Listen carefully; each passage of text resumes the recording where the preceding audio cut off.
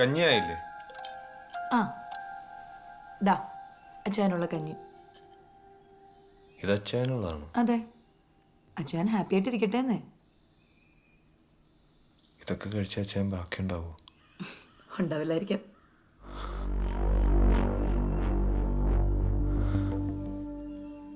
നമ്മൾ ഇന്നലെ പറഞ്ഞത് അങ്ങനല്ലേ? ഞാൻ ബെല്ലിനോട് ചോദിച്ചതല്ലേ വേറെ എന്തെങ്കിലും വഴിയുണ്ടോന്ന്. നീയൊന്നും പറഞ്ഞില്ല. അപ്പോൾ ഞാനൊരു പ്ലാൻ ഉണ്ടാക്കി. ഇനി ഏതായാലും 5-8 മാസം കൂടി അച്ഛൻ ഉണ്ടാവുള്ളൂ. ഇതാവുമ്പോൾ ആരും അറിയാത്ത കാര്യങ്ങൾ കുറച്ച് നേരത്തെ കിട്ടുമായിരിക്കും.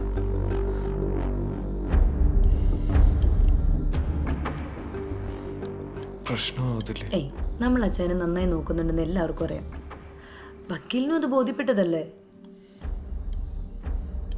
ഏയ്, അധികം ആലോചിക്കണ്ട. ചൂട് പോ. ചെല്ല്, കൊണ്ടു കൊടുക്ക. ചെല്ല്.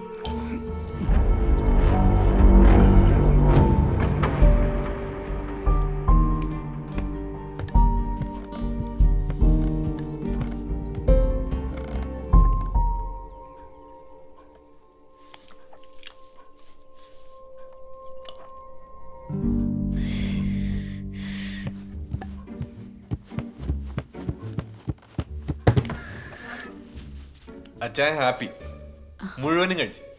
അതല്ല ഞാൻ പറഞ്ഞത്. എന്തായാലും നിന്റെ മുഖമൊന്ന് തെളിഞ്ഞു കണ്ടല്ലോ, അത് മതി. എന്നാലും ഈ ഹാപ്പി എൻഡിങ്ങിന്റെ ഐഡിയ അടിപൊളി. ഇതെനിക്ക് എന്നാ തോന്നാഞ്ഞെന്നാ ഞാൻ വിചാരിക്കുന്നത്. തോന്നിയില്ലല്ലോ.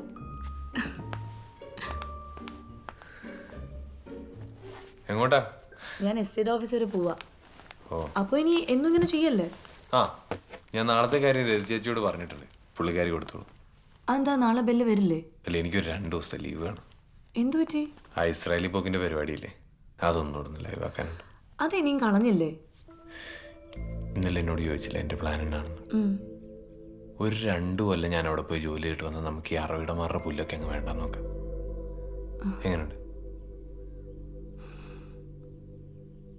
ഇനി അതല്ല നിന്റെ പ്ലാൻ ആദ്യം വർക്കാവുന്നെങ്കിൽ നമ്മൾ ആ രീതിക്ക് അങ്ങ് പിടിക്കും. എന്നൊക്കെ ആയാലും നമ്മൾ 4 കാലിലേ വീഴത്തുള്ളൂ. ഓക്കെ അല്ലേ? ഓക്കെ. 2 ദിവസം എന്നേലും ആവശ്യമുണ്ട് വിളിച്ചാൽ മതി, ഞാൻ ഓടി വരാം.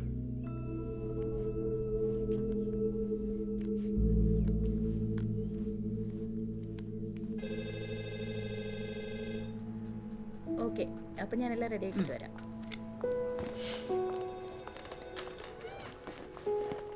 അതെ, എന്റെ കാര്യത്തിൽ തീരുമാനമൊന്നുമില്ല. എന്താ ഇപ്പൊ നിങ്ങളുടെ പ്രശ്നം? എന്റെ വിസയുടെ കാര്യം എന്തായിരുന്നു? എംബസി പോയി ഇന്റർവ്യൂ അറ്റൻഡ് ചെയ്യാതെ വിസ എവിടെ നിന്ന് കിട്ടാനാ? അതിനു മുമ്പ് ഡൽഹി പോയി 2 മാസത്തെ കോഴ്സ് ചെയ്യണം. ഇത് പറയാൻ ഞാൻ ഒരു 50 തവണയെങ്കിലും വിളിച്ചിട്ടുണ്ട്, ഇല്ലേ? അതൊക്കെ എന്തേലും ആട്ടെ. ഇപ്പം ഞാൻ എന്തായാലും ഡൽഹി പോകാൻ റെഡിയാ. ഇനി അടുത്ത പരിപാടി എന്നാന്ന് പറ.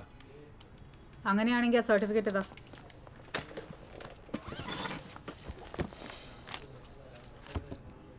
ഇതിലെ SLC സർട്ടിഫിക്കറ്റും നഴ്സിംഗ് ഡിപ്ലോമയൊക്കെ എന്തിയേ? അത് തന്നെ ഉണ്ടല്ലോ.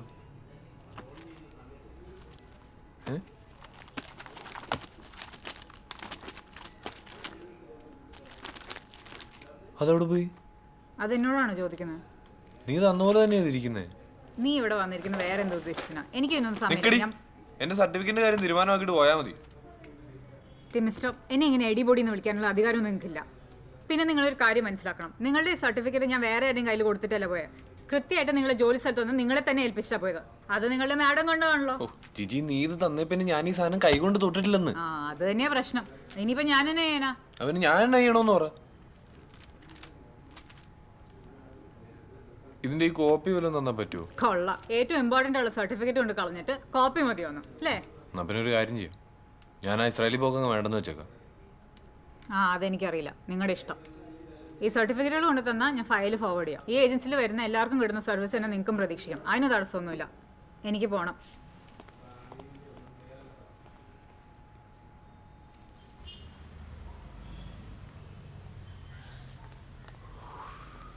ആ എടി ജിജി മോളെ, നെല്ല് ചോദിക്കട്ടെ.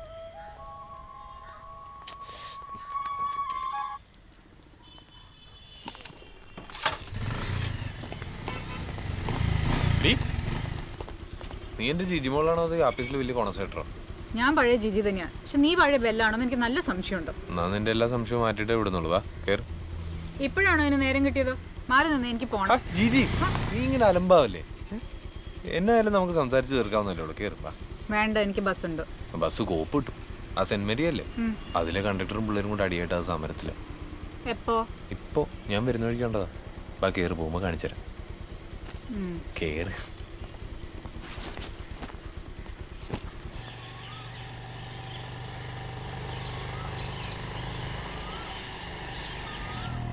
നീ എന്നാ തന്നെ ജിജി മോളെ എപ്പോഴും എന്നോട് ഇങ്ങനെ ഉടക്കുന്നേ? അത് ചോദിക്കാൻ പോലും നിനക്കിപ്പോ സമയമില്ലല്ലോ. ചോദിക്കാതങ്ങ് പറഞ്ഞാ തന്നെ. ബെല്ലിന്റെ ഇഷ്ടത്തിന് ജീവിക്കാനാണ് ഞാൻ തടസ്സം നിൽക്കുകയല്ല. എന്നുവെച്ചാ ഞാൻ ഒരു കാര്യം പറയട്ടെ, കുറച്ച് നാളെ ബെല്ലിന്റെ ഒരു ലോകത്താ. ആ ലോകത്ത് ഞാനില്ല, നിന്റെ വീട്ടുകാരില്ല, കൂട്ടുകാരില്ല, ഇസ്രയേലിലേക്കുള്ള പോക്കുമില്ല. പിന്നെ എന്നാ ഉള്ളേ? ആ അത് നീ പറ. ജീവിക്കാൻ ആഗ്രഹമുള്ള ആൾക്കാർ ഇങ്ങനെയൊക്കെയാണോ ചെയ്യുന്നത്? നീ ചുമ്മാ കാണാവണ പറയല്ലേ ജിജി. നിന്നോടും കൂടി ചോദിച്ചിട്ടില്ല ഞാൻ ബംഗ്ലാവിൽ ജോലിക്ക് പോയെ. ആ അപ്പൊ ഒരു ജോലി ആകുമ്പോ അതിന്റെ സ്ട്രെസ്സും തിരക്കും ഒക്കെ ഉണ്ടാവത്തില്ലേ? നീ ഒന്ന് വന്നപ്പോ കണ്ടതല്ലേ? ആ അവിടുത്തെ തിരക്കെന്നാ നാട്ടുകാർ മൊത്തം പറയുന്നുണ്ട്. നാട്ടുകാരെന്നാ പറയുന്നുണ്ട്? ആൾക്കാരെന്ത് പറയുന്നു എന്നല്ല എന്റെ വിഷയം. നീ എന്തൊക്കെയായി കാണിക്കുന്നത്? അതെനിക്ക് ദേഷ്യം വരുന്നു. ഞാൻ എന്നാ കാണിച്ചെന്നാ? ഈ സർട്ടിഫിക്കറ്റുകളൊക്കെ കൊണ്ട് കളയുന്ന ബോധമുള്ളവർ ചെയ്യുന്നല്ലോ. സർട്ടിഫിക്കറ്റിന്റെ കാര്യം നീ ഒന്ന് വിടാവോ? എത്ര നേരം അതിന്റെ ഗുണവധികാരം. ഞാൻ എന്തെങ്കിലും ചെയ്തോളാം. അപ്പൊ ഞാൻ ഇടപെടണ്ടെന്നാണോ? നീ ഇടപെടണ്ട.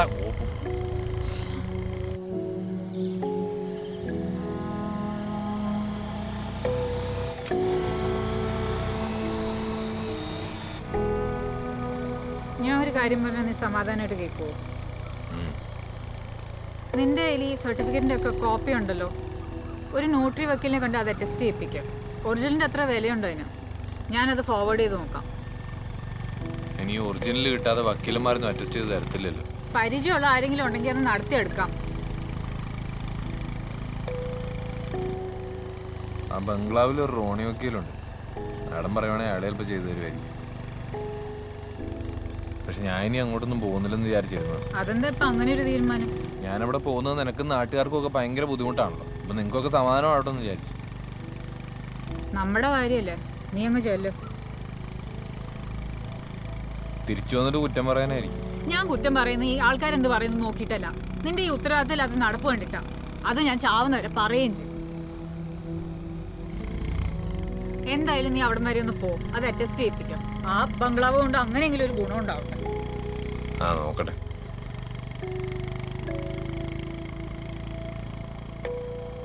ഞാൻ വേറൊരു കാര്യം ചോദിച്ചോട്ടെ? എന്നാ? നിനക്കെന്നെ തീരെ വിശ്വാസമില്ലല്ലേ? വിശ്വാസം ഇല്ലെങ്കിൽ വണ്ടി കയറുവോ? പിന്നെ എന്നാ തന്നെ ഈ പലക പോലത്തെ ബാഗ് നമ്മളുടെ കുത്തി കയറ്റിയേക്കുന്നത്? മാറ്റി പോരെ? ആ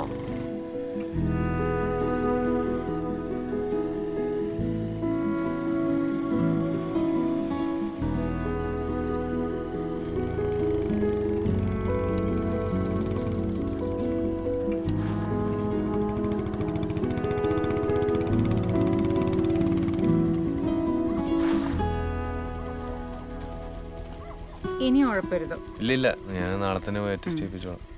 പോട്ടെ. ഓക്കെ ജിജി മോളെ. അടി മേടിക്കും.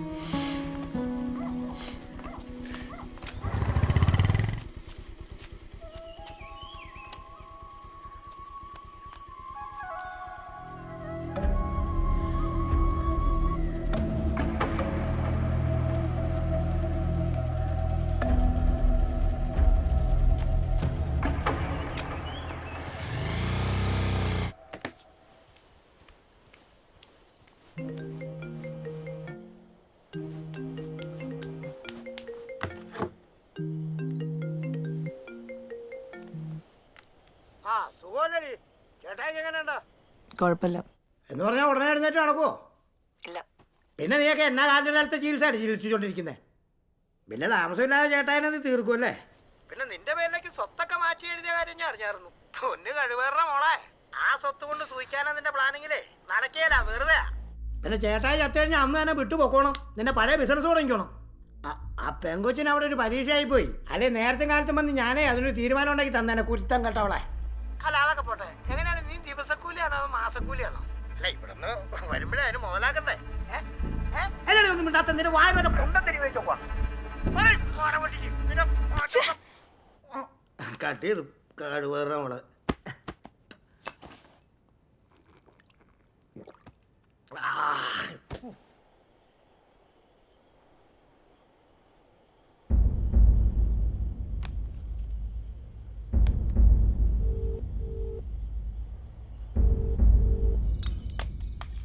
കട്ട്ലറി അടി സ്വർണം വെക്കണം എന്നൊക്കെ ആശാരി ചുമ്മാ പറയുന്നത്. ഒന്ന് പതുക്കെ പറയാടി, അപ്പുറത്ത് വെല്ലുമിച്ച കേട്ടാറുണ്ടല്ലോ.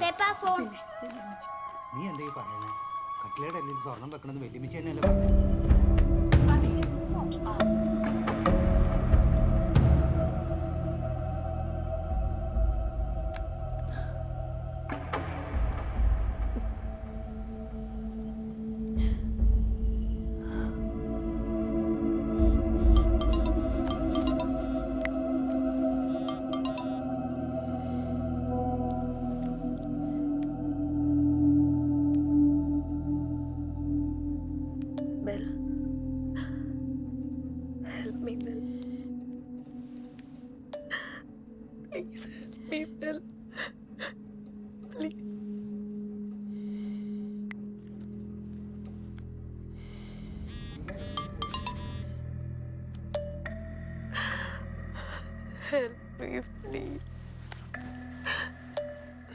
എനിക്ക് വേറെ ആരുമില്ല.